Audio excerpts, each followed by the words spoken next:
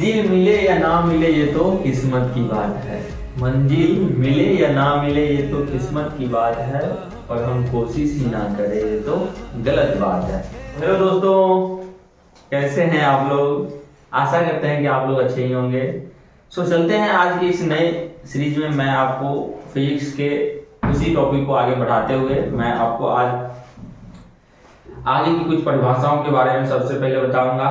पिछले क्लास में मैंने आपको दर्पण से संबंधित कुछ परिभाषाओं का चर्चा कर रहा था, ठीक है। उसमें मैंने शायद आपको फोकस दूरी के बारे में बताया था और शायद मेरा लास्ट क्लास वहीं तक था जहां तक मुझे याद है। तो पिछले क्लास मैंने आपको दर्पण से संबंधित कुछ परिभाषाएं बता रहा था, जिसमें सबसे पहले मैंने क्या कहा था, दर्पण के ध्रुव के बारे में चर्चा किया था कि दर्पण का जो सतह होता है उसके मध्य बिंदु को, ये दर्पण का क्या है, सतह mn। यही इमेज के माध्यम से मैंने कल बतलाने का प्रयास किया था इसे पिछले लेक्चर में। सेम टू सेम वही इमेज है।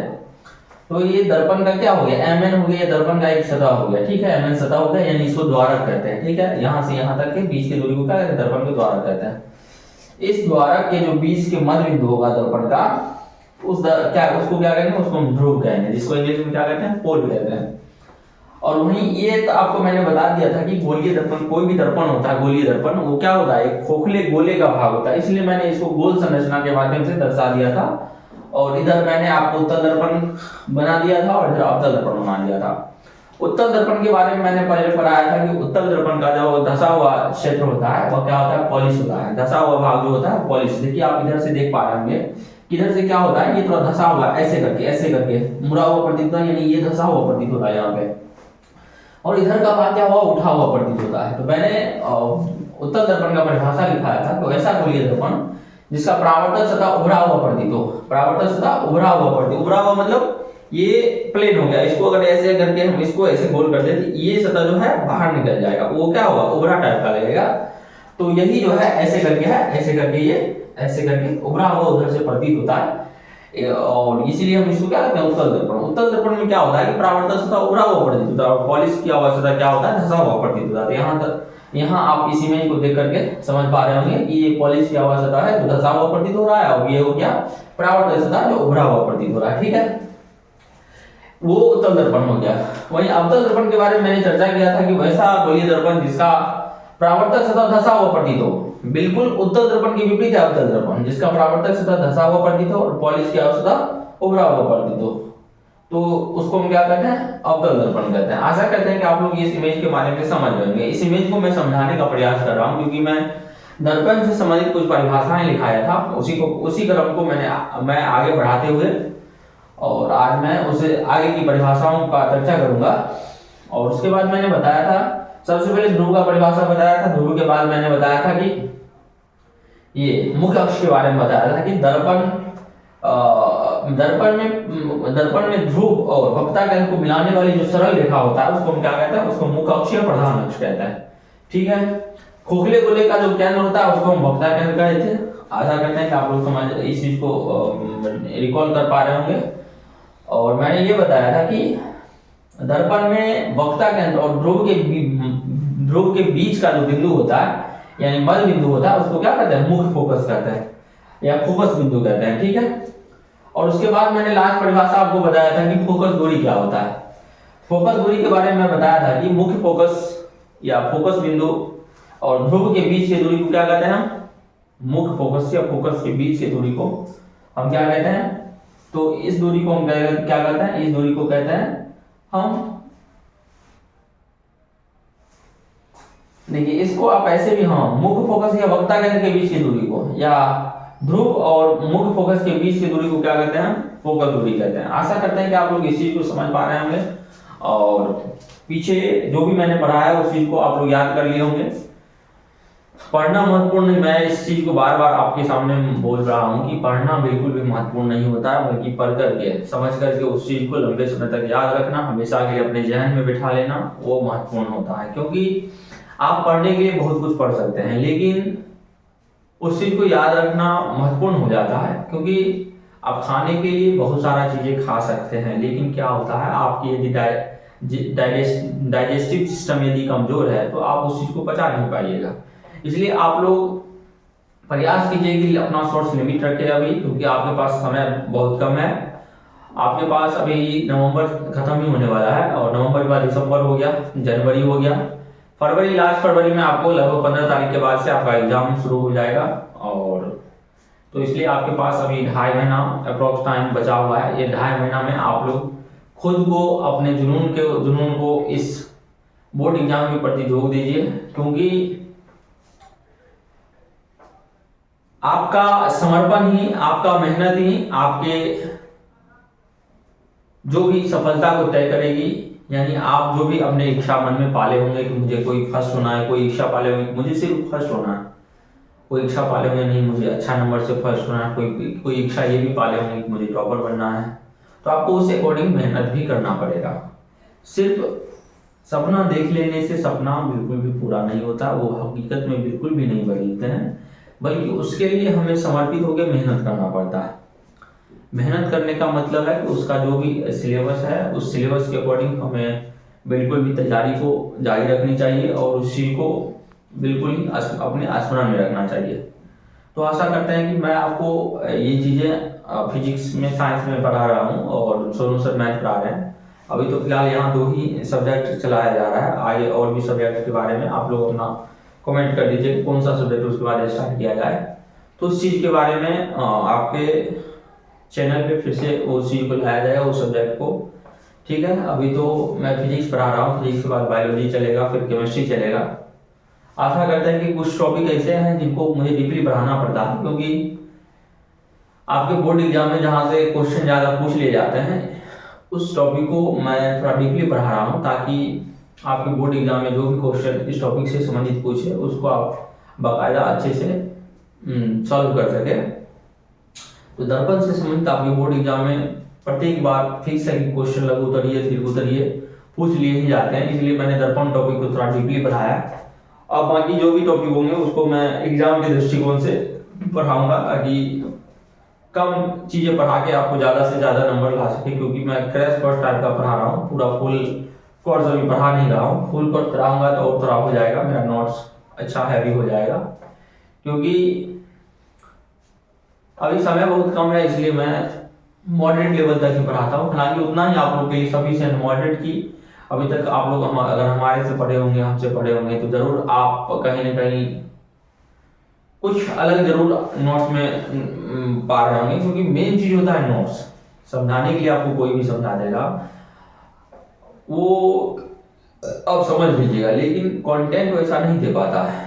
और आप अगर समझ ही लीजिएगा, उस चीज को लिख नहीं पाइएगा अच्छे से, आपको वो चीजें एक जगह नहीं मिल पाएगा, तो आप उस चीज से बोर हो जाइएगा, इधर करे उधर करे उधर करे। तो इस चीज को करते करते आपका समय भी व्यस्त हो जाएगा, और आप कम समय में ज्यादा से ज्यादा चीजें को कवर भी नहीं कर पा रहे होंगे। तो मैंने आपको उन सबों का एक ही सॉल्यूशन है, कैप्टन K2 एकेडमी, जहाँ पे मैं आपको सारे जो भी है कंटेंट है टॉपिक से संबंधित क्रमबद्ध तरीके से नोट्स में लिखाते जा रहा हूँ, और वहीं से आपको क्वेश्चन एग्जाम में पूछा जाएगा। और जो भी लघु उत्तरीय या दीर्घ उत्तरीय कोई भी क्वेश्चन होता है, चाहे वस्तुनिष्ठ में बता दे रहा हूँ कि ये क्वेश्चन ऐसे पूछा जाएगा आपके बोर्ड एग्जाम में। तो आशा करते हैं कि आप लोग अपने तैयारी को बिल्कुल जारी रख रहे होंगे, और बिल्कुल आप अपने सपनों के और अग्रसर होंगे। तो चलते हैं आज के इस नए लेक्चर में, मैं आपको अगला परिभाषा बताऊंगा। ठीक है, तो आप ऐसे ही मन लगा के हमसे जुड़े रहिए, पढ़ते रहिए। आप लोग विश्वास किए तो इस विश्वास को बनाए रखना हमारा दायित्व है, हमारा कर्तव्य है। ठीक है, तो लेट्स स्टार्ट।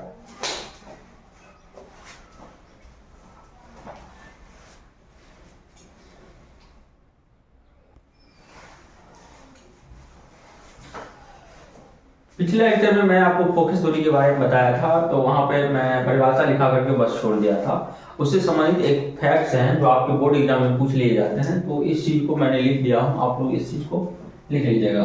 गोलीय दर्पण का फोकस दूरी, गोलीय दर्पण का फोकस दूरी यानी यहाँ वक्ता मुख्य फोकस और ध्रुव के बीच की दूरी क्या होती है, सदैव उसके वक्ता त्रिज्या के आधी होती है। यानी कोई भी गोलीय दर्पण हो, चाहे अवतल दर्पण हो या अवतल दर्पण हो, उसका यदि फोकस दूरी का बात किया जाए तो फोकस दूरी सदैव होगा किसके आधी होगी, तो वक्ता त्रिज्या की आधी होगी। वक्ता त्रिज्या कहने का मतलब ये वक्रता केंद्र और ध्रुव के बीच की दूरी को क्या कहते हैं, वक्रता त्रिज्या कहते हैं। इस चीज को याद रखिएगा। आगे मैं वक्रता त्रिज्या के बारे में बताऊंगा। तो इसके क्या होगी, आधी होगी। इसकी क्या होगी, सदैव आधी होगी। क्योंकि मैंने क्या कहा था कि फोकस बिंदु क्या होता है कि ये वक्रता केंद्र और ध्रुव के ठीक बीच का बिंदु होता है। ठीक है, तो ठीक बीच का बिंदु होता है। और इस चीज को याद रखिएगा कि मैंने ये भी कहा था परिभाषा में कि फोकस बिंदु और ध्रुव के बीच की दूरी को फोकस दूरी कहते हैं, या वक्रता केंद्र और मुख्य फोकस के बीच की दूरी को क्या कहते हैं, फोकस दूरी कहते हैं। तो आशा करते हैं कि आप लोग इस नोट्स को समझ गए होंगे। आगे मैं आपको F बराबर R2 को सिद्ध करके भी बताऊंगा, क्योंकि आपके बोर्ड एग्जाम में ये क्वेश्चन डायरेक्ट पूछ लिए जाते हैं कि F बराबर R2 को सिद्ध करें। ठीक है, यानी मुख्य फोकस यानी फोकस दूरी वक्रता त्रिज्या की आधी होती है, इसको सिद्ध करें। ये आपके 5 नंबर में क्वेश्चन पूछ लिए जाते हैं। ठीक, कभी कभी 2 नंबर में भी पूछ लिए जाते हैं। तो इससे संबंधित जो है चीजें मैं आपको आगे अगले लेक्चर में इसको मैं सिद्ध करके बता दूंगा कि क्यों होता है F बराबर R/2। ठीक है, तो तब तक इस चीज को आप लोग नोट कीजिए, स्क्रीनशॉट ले लीजिए, नोट कर लीजिएगा। तो चलते हैं अब आगे।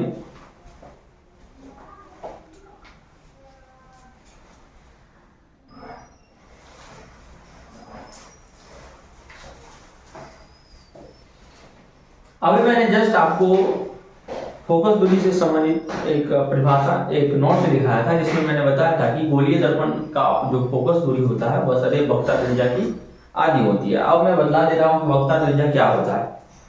तो वक्रता त्रिज्या को इंग्लिश में रेडियस कर्वेचर कहते हैं। ठीक है, तो इसका परिभाषा सबसे पहले मैं जान लेता हूँ, हालांकि मैं इससे पहले समझा चुका हूँ। इसमें गोलीय दर्पण जिस खोखले गोले का भाग होता है उस गोले के त्रिज्या को दर्पण का वक्रता त्रिज्या कहते हैं, जिसे हम कैपिटल R से सूचित करते हैं।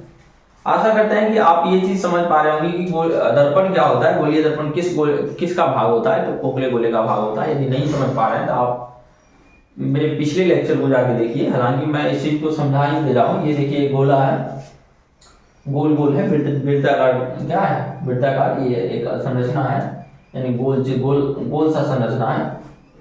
और ये गोल सा संरचना है और एक खाली सा संरचना होना चाहिए, ये पूर्णतः भरा नहीं होना चाहिए। तो उसी में क्या होता है कि जब मैं उस गोले के आंतरिक भाग को या बाहरी भाग को पॉलिश कर देते हैं तो उसके अकॉर्डिंग क्या होता है, एक दर्पण बन जाता है। जैसे उसके बाहरी भाग को पॉलिश करते हैं तो उत्तल दर्पण बन जाता है उसको काट करके, और जब बाहरी उसके आंतरिक भाग को यहाँ पे हम पॉलिश कर देंगे तो वह उत्तल दर्पण बन जाता है। तो ये इस गोले का जो केंद्र होगा, जैसे वृत्त का आप केंद्र के बारे में पढ़े होंगे, उसी प्रकार इस गोले का जो केंद्र होगा उसको वक्रता केंद्र कहते हैं।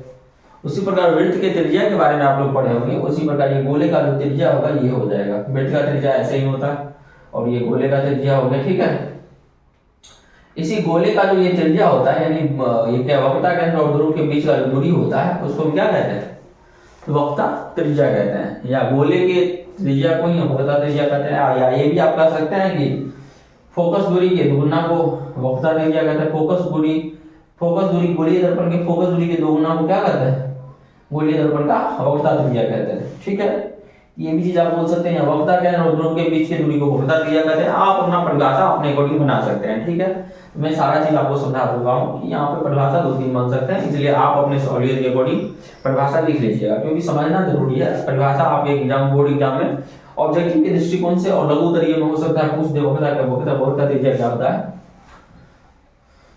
तो दर्पण का वक्रता त्रिज्या क्या होता है हो सकता है ये आप पूछ दे, तो उसमें आप बता दीजिएगा। तो वक्रता केंद्र और ध्रुव के बीच की दूरी को वक्रता त्रिज्या कहते हैं, अथवा फोकस दूरी के दोगुना को वक्रता त्रिज्या कहते हैं, अथवा वो गोलीय दर्पण जिस खोखले गोले का भाग होता है उस गोले की त्रिज्या को ही हम उस दर्पण का क्या कहते हैं, वक्रता त्रिज्या कहते हैं। आशा करते हैं कि इस चीज को आप लोग लिख लीजिएगा और समझ गए होंगे। ठीक है, नोट कर लीजिए, ऐसे नोट ले लीजिए, बाद में नोट कर लीजिएगा अपने नोटबुक में।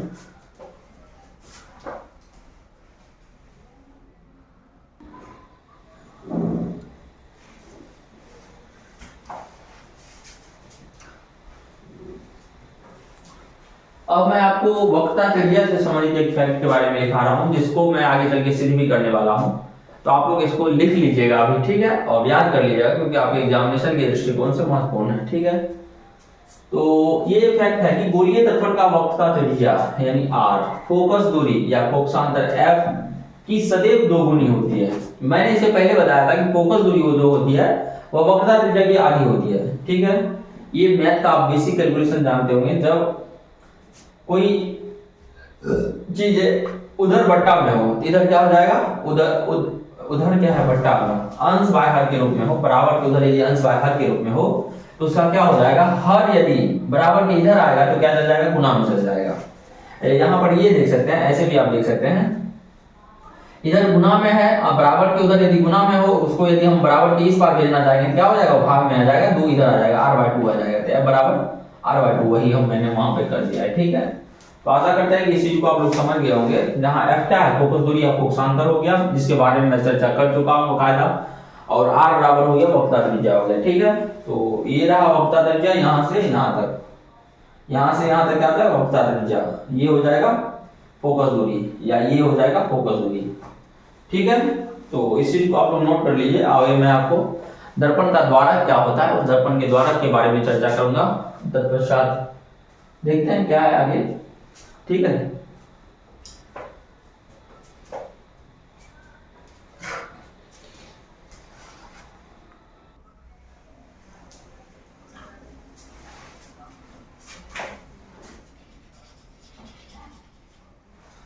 यहाँ मैं आपको दर्पण के द्वारक को बतला दे रहा हूँ, ये आपके ऑब्जेक्टिव के दृष्टिकोण से महत्वपूर्ण है। ठीक है, तो इसको पढ़ लीजिए। गोलीय दर्पण की चौड़ाई को उसका द्वारक कहते हैं। जैसे यहाँ पे हो गया m, क्या हो गया, m से लेकर n तक गोलीय दर्पण का क्या हो गया, द्वारक। m से लेकर n तक यहाँ क्या हो गया, गोलीय दर्पण का द्वारक हो गया। तो ये सभी क्या थे, ये सभी आपको गोलीय दर्पण से संबंधित क्या थे, परिभाषाएं थे, जो आपको गोलीय दर्पण को समझने में क्या सहूलियत प्रदान करेगी। क्योंकि इन सभी टर्मों के बारे में, के टर्मों को बिना जाने आप आगे गोलीय दर्पण से संबंधित कोई भी चीज नहीं पढ़ पाइएगा। ठीक है, क्योंकि इन सब चीजों को, ये टेक्निकल जो वर्ड हैं, ये शब्द है, उन शब्दों को समझने के पश्चात ही आप गोलीय दर्पण को बिल्कुल आसानी से समझ पा रहे होंगे। आशा करते हैं कि ये चीजें आप लोग समझ गए होंगे। इस डायग्राम का चर्चा बार बार हुआ है, क्योंकि इसी डायग्राम के आधार पर मैंने सारा कुछ समझाने का प्रयास किया। अब मैं आपको इमेज के बारे में बताऊंगा, यानी प्रतिबिंब के बारे में बताऊंगा, क्योंकि आपके बोर्ड एग्जाम में जो है प्रतिबिंब से संबंधित क्वेश्चन पूछ लिए जाते हैं। ठीक है, प्रतिबिंब से संबंधित क्वेश्चन यूं ऐसे पूछ लिए जाते हैं, ये लघु उत्तरीय में जो है आपको वास्तविक और काल्पनिक प्रतिबिंब में अंतर स्पष्ट करें, वास्तविक प्रतिबिंब क्या होते हैं, काल्पनिक प्रतिबिंब क्या होते हैं, या प्रतिबिंब क्या होते हैं, इसके बारे में आपको बोर्ड एग्जाम में पूछ लिए जाते हैं। ठीक है, तो आशा करते हैं कि आप लोग पीछे जो भी मैं पढ़ाया हूं उस चीज को समझ पा रहे होंगे। तो चलते हैं आगे नए टॉपिक की ओर। ठीक है,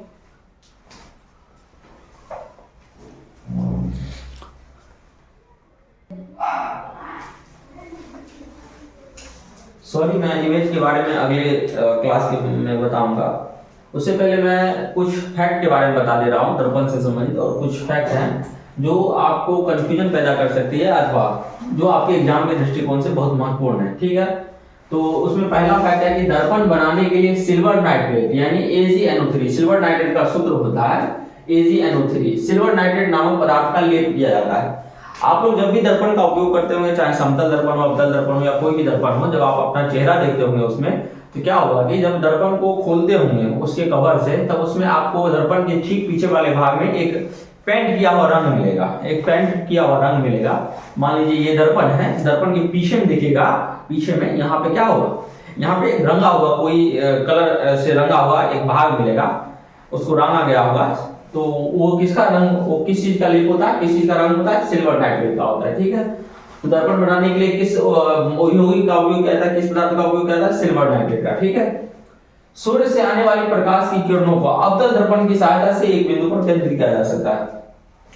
मैंने आपको सोलर कुकर के बारे में बताया था। सोलर कुकर में क्या होता है कि अवतल दर्पण का उपयोग इसलिए किया जाता है क्योंकि अवतल दर्पण में एक विशेष प्रकार का गुण होता है कि वो फैली हुई प्रकाश की किरणों को किसी एक बिंदु पर क्या कर सकती है, केंद्रित कर सकती है, फोकस कर सकती है। इसलिए आप लोग इस फैक्ट को भी याद रखिएगा, सूर्य से आने वाली प्रकाश की किरणों को अवतल दर्पण की सहायता से एक बिंदु पर केंद्रित किया जा सकता है। मान लीजिए ये प्रकाश आ रहा है, ये इधर फैल रहा है, इधर फैल रहा है, इधर फैल रहा है, इधर फैल रहा है, इधर, यहाँ पर हम अवतल दर्पण को लगा करके इसको हम क्या कर सकते हैं, किसी एक बिंदु पर ऐसे करके फोकस कर सकते हैं, ऐसे करके। ठीक है, इसका यही मतलब हुआ।